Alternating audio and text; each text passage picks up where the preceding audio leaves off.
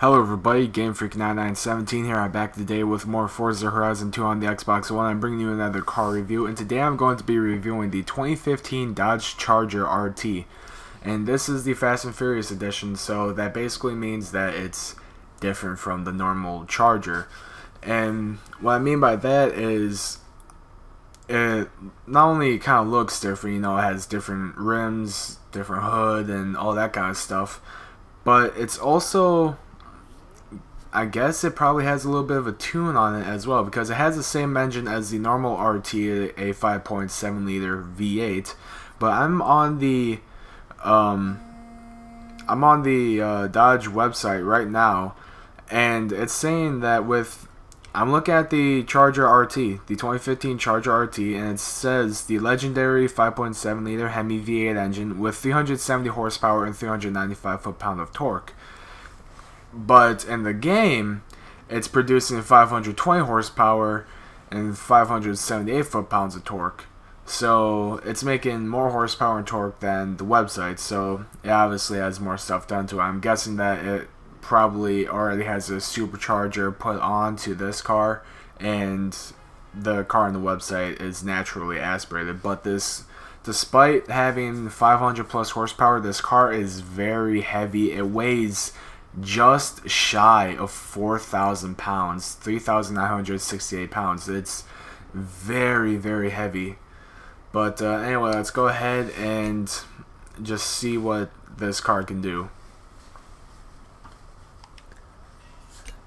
And our only color option is this red, but I'm alright with that. It's a very nice looking red.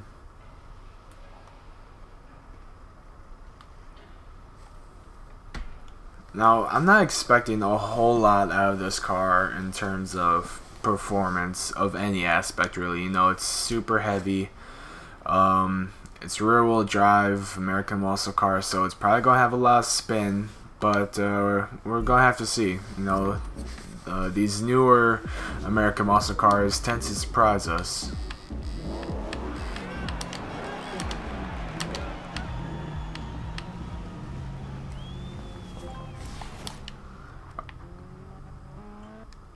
I love the look of the new Charger as well. I think that looks a lot better than the old Charger, if you ask me.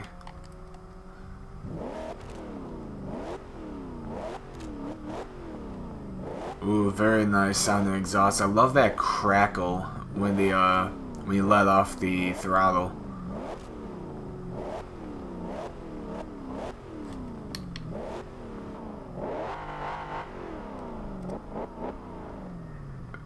Very nice looking interior. Although that hexagon sort of pattern looks kind of weird on the dashboard.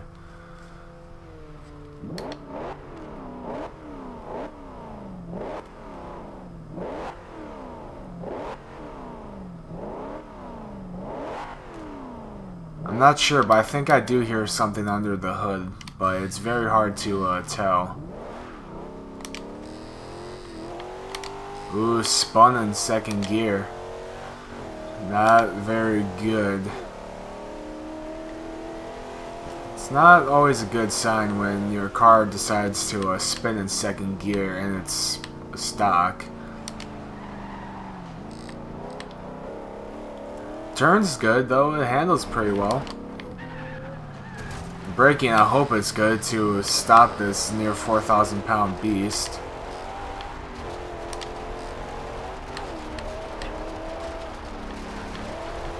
Handles pretty good in the gravel because we're not having any sort of insane acceleration.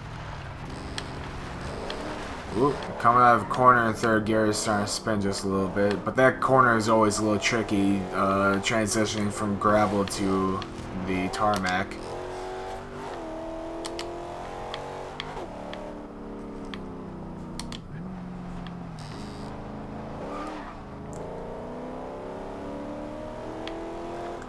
It does spin coming out of corners, I must say, which I don't exactly like. I like having my cars be very nice, controlled, very grippy coming out of a corner.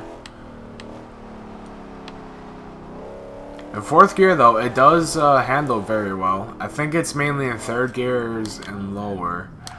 Oh man, the transition or the transmission isn't all that good in this car as well. It keeps grinding gears where pretty much every other car where I shifted gear like that, it wouldn't grind.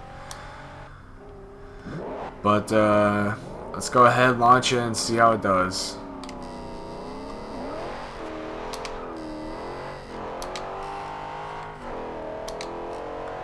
Yeah, the stock transmission doesn't want me to quick shift, it seems. It keeps grinding the gears, so I have to hold the clutch just a little bit longer.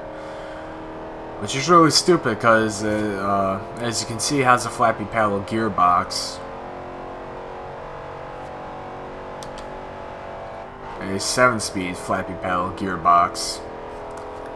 And 177.07. Ooh, come on, brakes. Wow. Alright. Let me just go back and find my page here. So, the 2015 Dodge Charger R-T, a 177.07. Here, while I'm in the loading screen, I'll see how it does with the other new muscle cars. So the 2015 Mustang GT did a 159.18, and the 2015 Camaro Z28 did a 168.36. So versus its counterparts, it actually is faster, but I think this may be making more horsepower. I'm not exactly sure. But, no, straight line speed isn't everything, especially since I'm reviewing these cars as track cars. So there's a drivetrain swap and an aspiration conversion. Alright, so there's natural, twin turbos, or a supercharger. Gotta go with the twins. Everybody loves a good set of twins.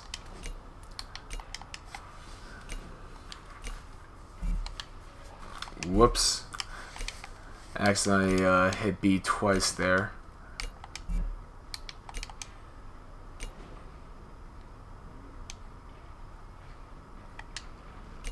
Wow, there's actually not a whole lot that we can do in terms of upgrades. No, a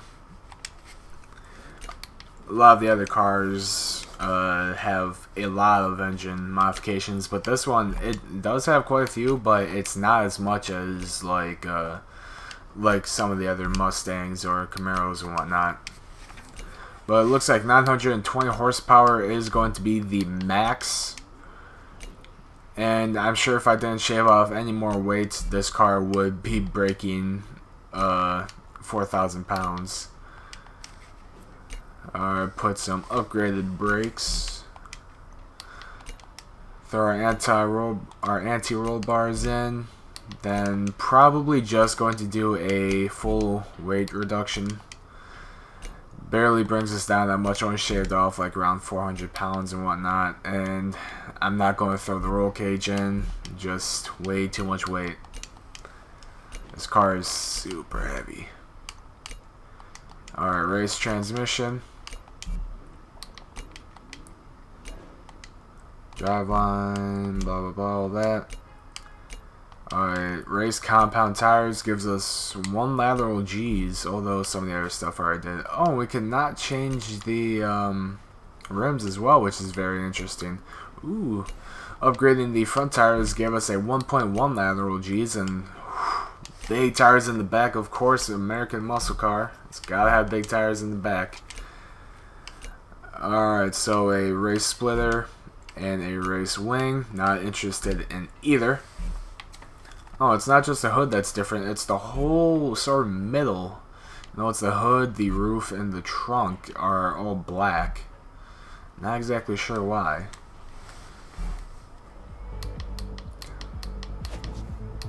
Is it? Wait.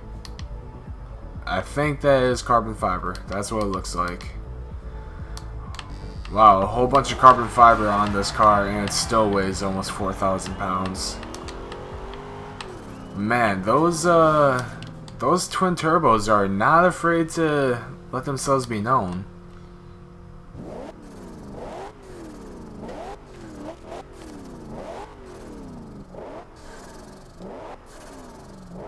Just listen to that.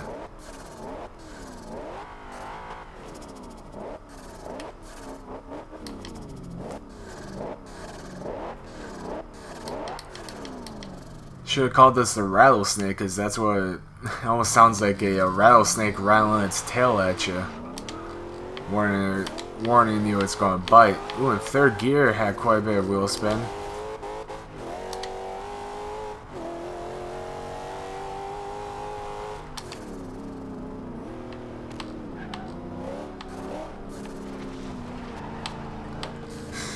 Just a little bit on the gas, and the turbochargers will just rattle at you, I guess.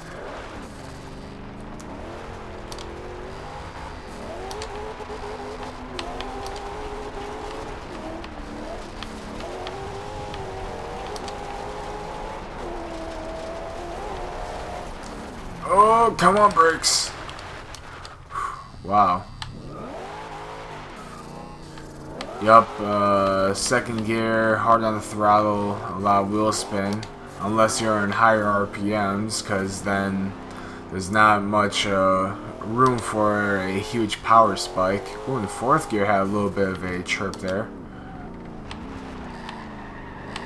Yeah, I took that corner a little bad, but here, let's drop this car down to 4,000 RPMs. Floor, and you could even see the black marks. Actually, let's drop it back down to third, come around this corner and try that again. Something I want to see here. Whoops, totally messed that up. I was supposed to floor it there, not shift. Yeah, in fourth gear it even spins hard on the throttle.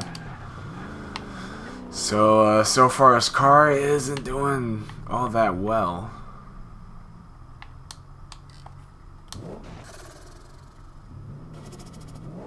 God, those fucking turbos.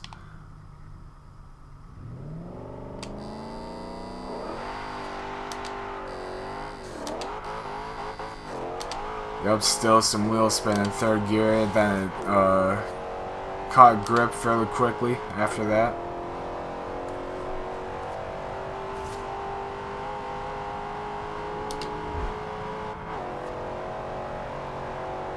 Oh, are we going to break 220s? And just barely 219.22. Alright, let me write that down right quick. 219.22 for the 2015 Dodge Charger. And let's take a look at the 2015 muscle car counterparts. The 2015 Mustang GT did a 215.02. The 2015 Camaro Z28 did a 216.62. And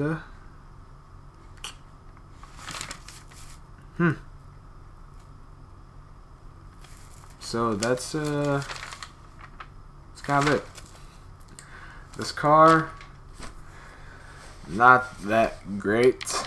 I have to be brutally honest here. It's pretty good, straight line. You know, it's a good looking car, whatnot. It sounds good, but in terms of actual performance, this car is really only good for a straight line, and even then, it's a little bit iffy because the launch, it spins into third gear, and it almost spun in fourth actually. Now that it's fully upgraded, it actually did. It didn't really have a major spin. It just gave like a little chirp in fourth gear, so it caught, but it wasn't immediate grip. But yeah, this car, I am not a big fan of it. You know, I'm not going to say like it's a terrible car. Everything about this car is actually good. The only thing is the lack of grip. That's the only thing. So that is something that you can work with, you know, change the power around and whatnot. But then you do that, then you suffer from the massive weight. That's one of the big things about this car. It has a huge power output, but that weight is something that is just terrible. You know, if this weighed like similar to the 2015 Mustang GT, this car probably could have hit upwards of maybe 225s, 230s range, but since this car is so heavy, it wasn't able to do it. So as a track car, I'm going to give this car a 5. Yeah, 5 out of 10, just because of how much the spin was. And it was kind of controllable, you know, but the main reason why you didn't see anything happen here was because I was prepared for it, and I was trying to control myself to make sure that I didn't get that to happen. But, you know, when you're in a race, you're not exactly focused on that. You're more focused on making sure that you're out in front and you're going to stay out in front. And when you're coming around like a hairpin turn or whatever, you know, you're in, like, let's say third gear or whatnot, then you start to come out of the corner, you hit the throttle just a little too much, then that back end's going to kick out of you, and that could mean bad news, especially if you're on the outside of the road. It could cause the back end to kick out and hit like a telephone post or something, and you know, be very detrimental to your speed and could possibly cost you the lead even. But otherwise, this car is actually pretty good, I will admit. It's just, it's the wheel spin that makes it very, very bad. So the only way I would actually use this on a track is probably with an all-wheel drive swap. But anyway, a 5 out of 10, yeah, that's my overall opinion on it. But, you know, not everybody's going to share the same opinion as me. If you have your own opinion, let me know what you think about this car in the comment section down below. Or if you like the video, give it a thumbs up and let me know in the comment section down below. If you want to see more content from me and my friends and I record with them, make sure to hit the subscribe button. I would like to thank you all so much for watching, and I'll see you in the next video. Bye.